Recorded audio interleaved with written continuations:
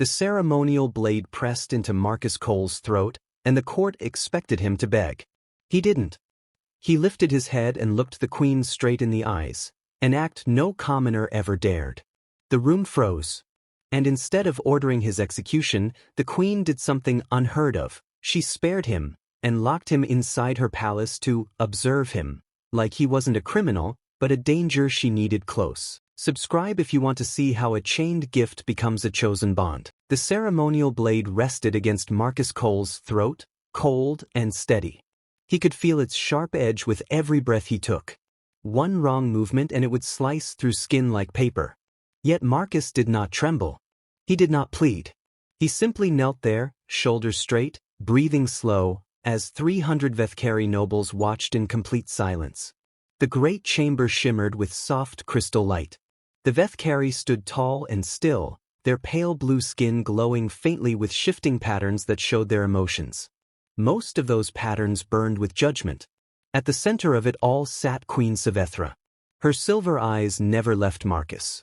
She sat on her crystal throne like a statue carved from starlight, calm and unreadable. Only the faint ripple of color beneath her skin betrayed that she was feeling something at all.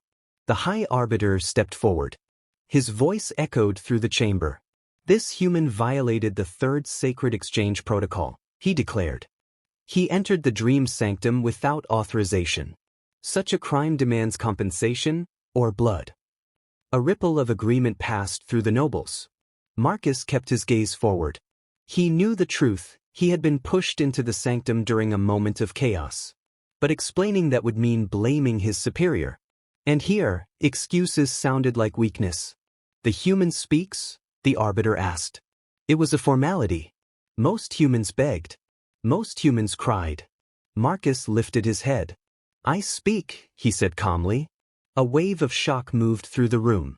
Commoners did not look directly at royalty. But Marcus met the queen's gaze without hesitation. I accept responsibility for being inside the sanctum, he continued. But I did not damage it.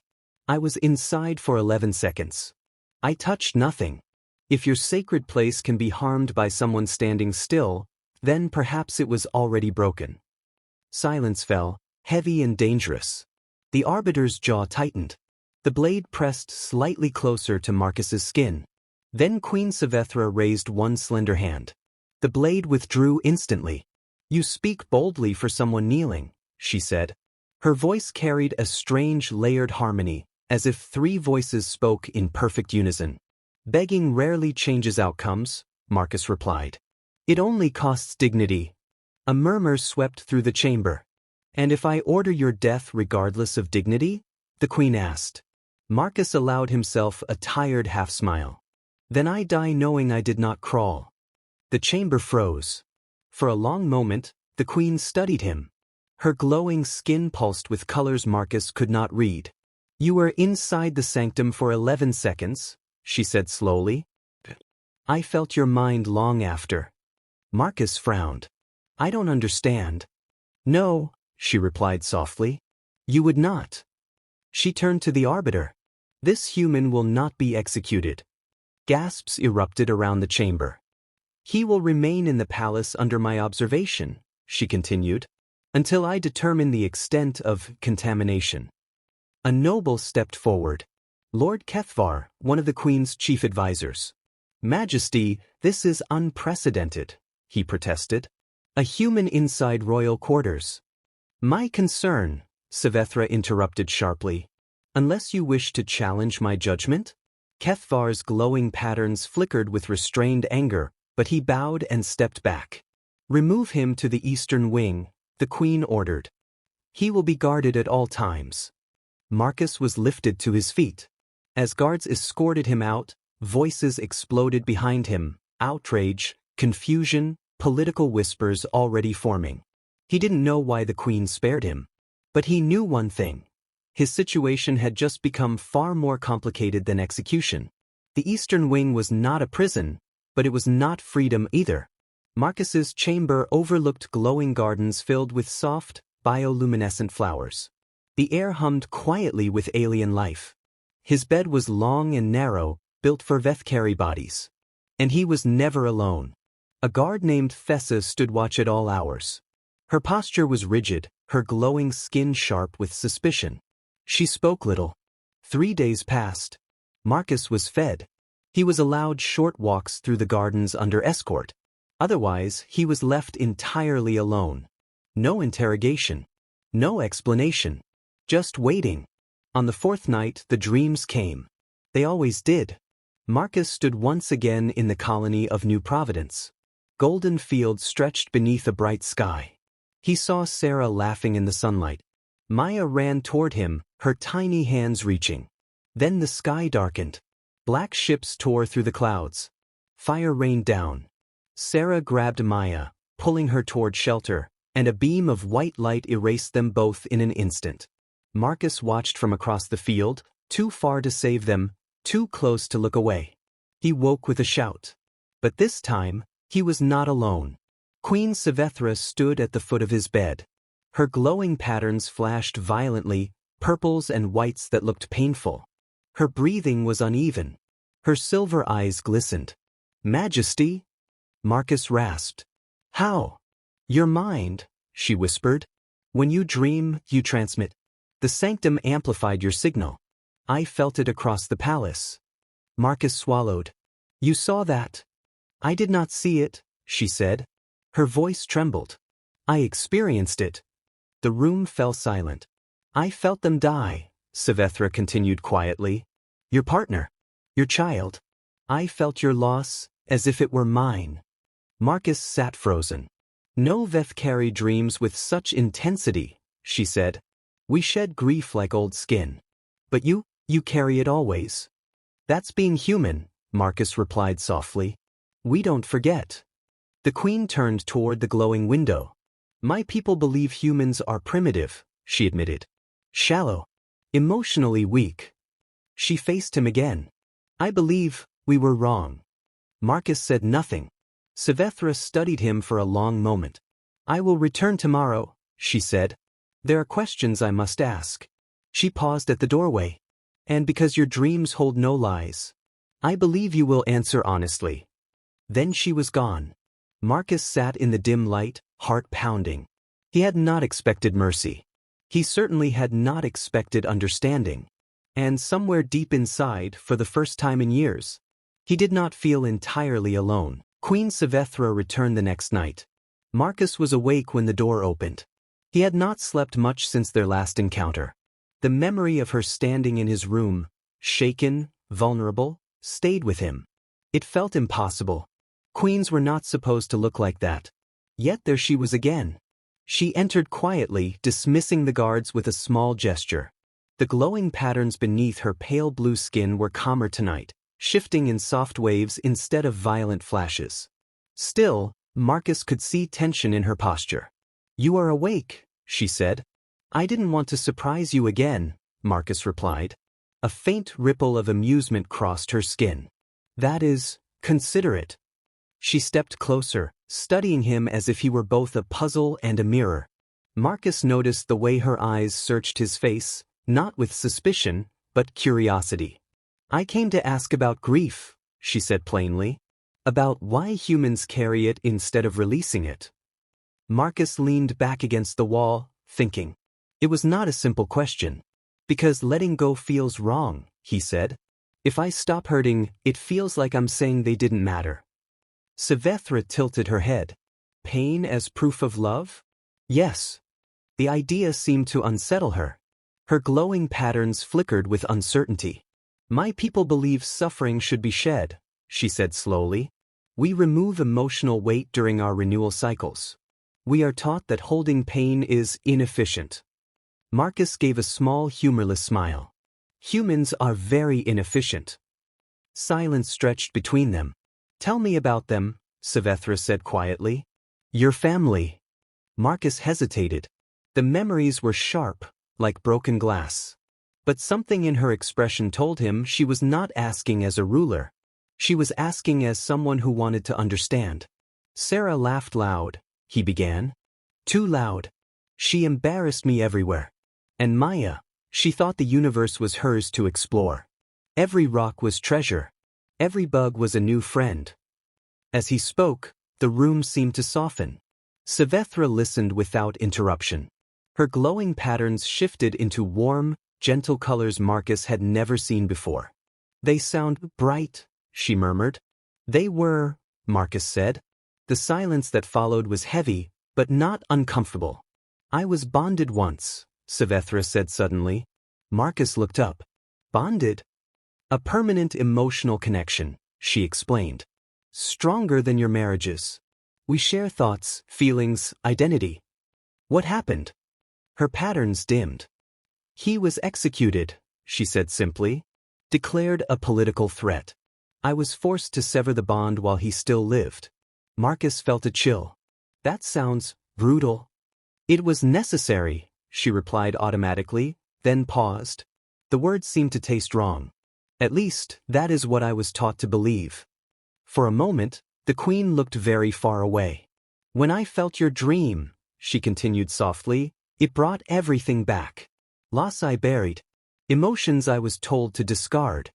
Marcus understood then. "You didn't spare me because of politics," he said. "No," Vethkari admitted. "I spared you because your pain reminded me I was still capable of feeling." The confession hung in the air. Marcus did not know what to say. He simply nodded, acknowledging the truth of it. A sharp knock shattered the quiet. The door slid open before Vethkari could answer. Lord Kethvar entered. His glowing patterns burned with angry reds. His gaze locked onto Marcus with open hostility before turning to the queen. "Majesty," he said stiffly, "the council is concerned. You have spent excessive time with the human." Vethkari straightened instantly. The vulnerability vanished, replaced by royal command. "My time is my own, Lord Kethvar." "There are rumors," he pressed, "of mental influence, of contamination from the sanctum." Marcus felt the tension rise like a storm. "My mind is not compromised," Vethkari said coldly. Kethvar's eyes flicked to Marcus again. "With respect, Majesty, humans are unpredictable. Allowing this connection is dangerous." The word connection lingered in the air. Vethkari stepped forward. Her glowing patterns flared bright with authority. "You are dismissed." For a heartbeat, Kethvar did not move. Then he bowed, shallow and reluctant, and exited. The door sealed shut. Vethkari exhaled slowly. "They fear what they do not understand," Marcus said. "They fear losing control," she corrected.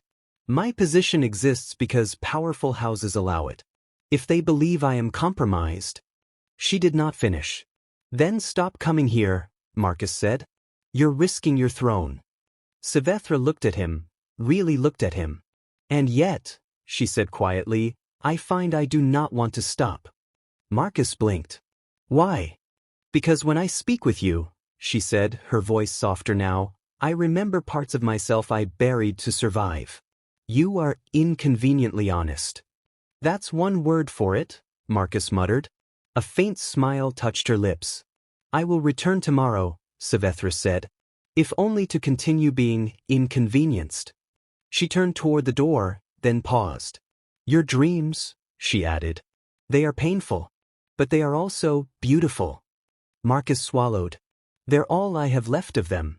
Vethkari nodded once. "Then I am honored to witness them." And with that she left. Marcus stood in the quiet room long after the door sealed shut. Something had shifted. This was no longer just a queen studying a prisoner, nor a human surviving alien politics. Two wounded beings had recognized the same fracture in each other.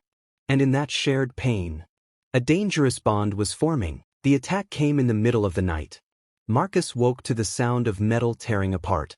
For a second, he thought he was dreaming again. Fire, chaos, screaming, but the cold air rushing into his room told him this was real. 3 armored figures burst through the doorway. They were Vethkari warriors, but not palace guards. Their armor was dark and unmarked. Their faces were hidden. Each carried a blade that shimmered with dangerous light. Marcus rolled out of bed just as the first blade sliced through the space where his head had been. The strike split the mattress open. Marcus hit the floor hard, adrenaline burning through his veins. He grabbed the nearest object, a chair, and hurled it. It shattered against one attacker, buying him a heartbeat of space. Not enough. A warrior moved behind him, blade rising. The wall exploded. A beam of bright energy slammed into the attacker, throwing him across the room. Marcus shielded his eyes as debris rained down. Thessa stepped through the broken wall. Her weapon hummed in her hands. 2 attackers lay motionless on the floor. The third staggered to his feet, just in time for Marcus to snatch a fallen blade and drive it into the gap of the warrior's armor. The attacker collapsed. Silence followed, broken only by Marcus's heavy breathing. "You are injured," Thessa said sharply. Marcus looked down. A shallow cut burned along his arm. Blood trickled, but it wasn't deep. "I'll live," he said.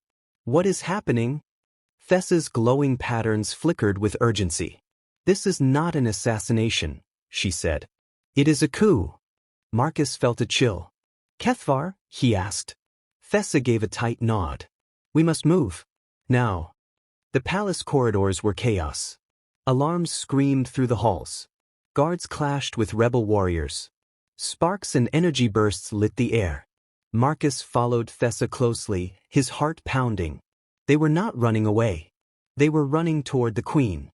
They found Svethra in her private garden. She stood surrounded by loyal guards, one hand pressed to her side. Silver blood glowed between her fingers. Her patterns were dim and unstable. Marcus froze. She was hurt. Svethra looked up as they approached. Relief flashed across her face when she saw Marcus alive. "You should not be here," she said weakly.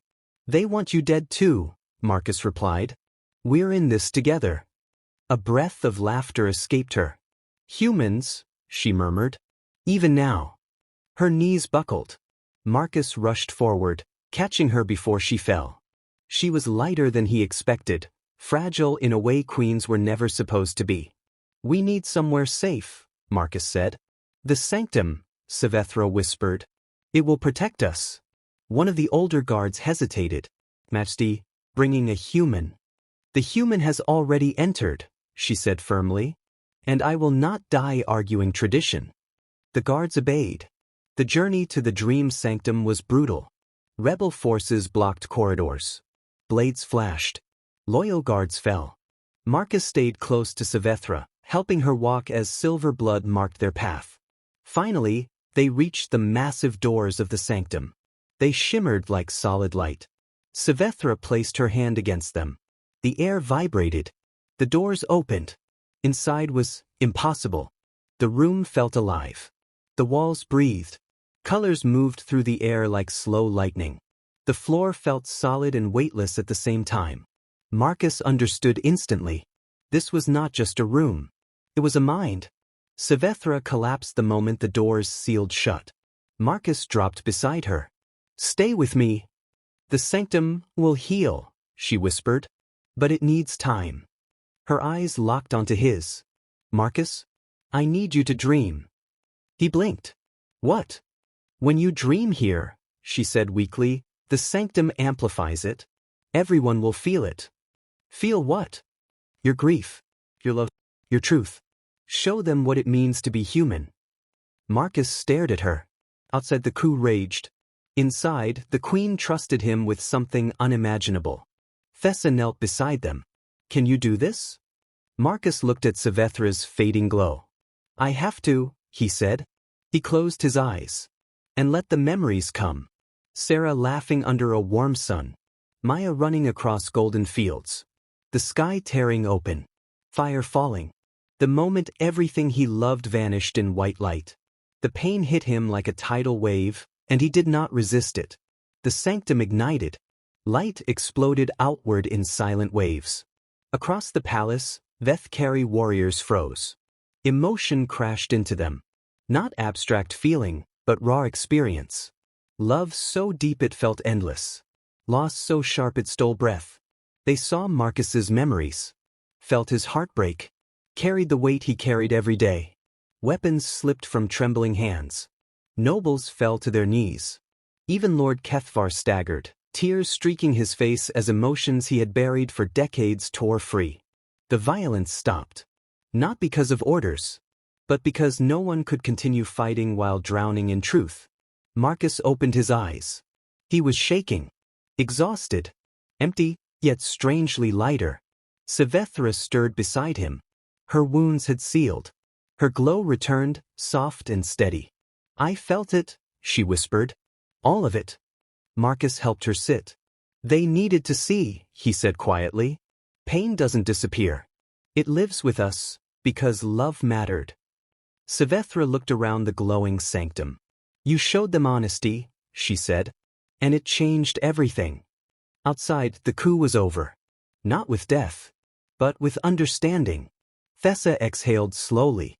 "They are surrendering," she said in disbelief. Marcus leaned back, drained. Vethkari's hand found his.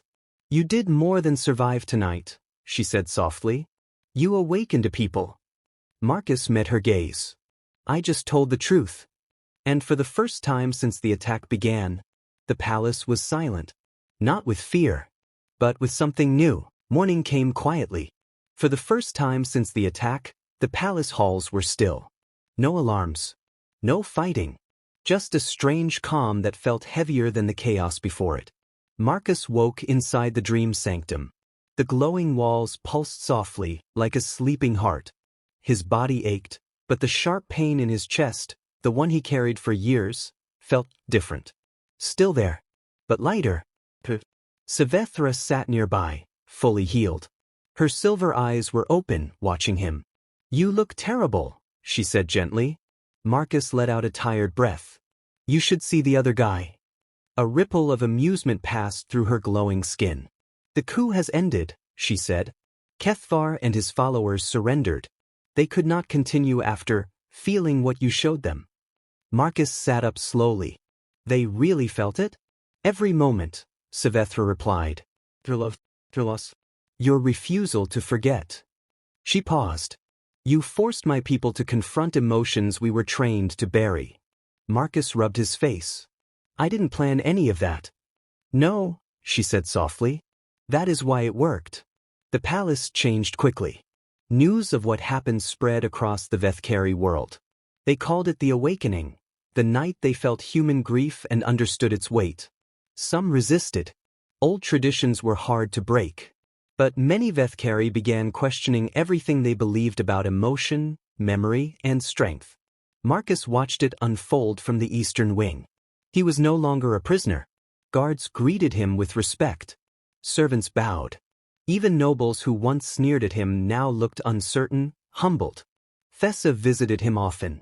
"You are famous now," she said one afternoon. Marcus groaned. "That sounds exhausting." She tilted her head. "Some are calling you a symbol." "I'm just a guy who misses his family," he replied. Thessa studied him. "Perhaps that is why you matter." Vethkari visited every evening. Not as a queen inspecting a subject, but as someone seeking conversation. Sometimes they spoke about politics. Sometimes about grief. Sometimes about nothing at all. One night, she found Marcus standing by the glowing garden window. "You are thinking of them," she said quietly. He nodded. "They're always with me." Vethkari stepped beside him. "My people believed forgetting made us strong," she said. "But after feeling your memories, I see strength in remembering." Marcus looked at her. "Pain means something mattered." "Yes," she said. "And I am done pretending otherwise." Silence stretched comfortably. "Marcus," she said after a moment, "what do you want now?" He blinked. "I haven't thought that far." "You should," she replied. "You have changed my world. You deserve a place in it." Marcus thought carefully. For years, survival had been enough. Carrying Sarah and Maya in his heart felt like his only purpose. But now there was space for something new. "I want to stay," he said finally. "Not to replace what I lost. Nothing can.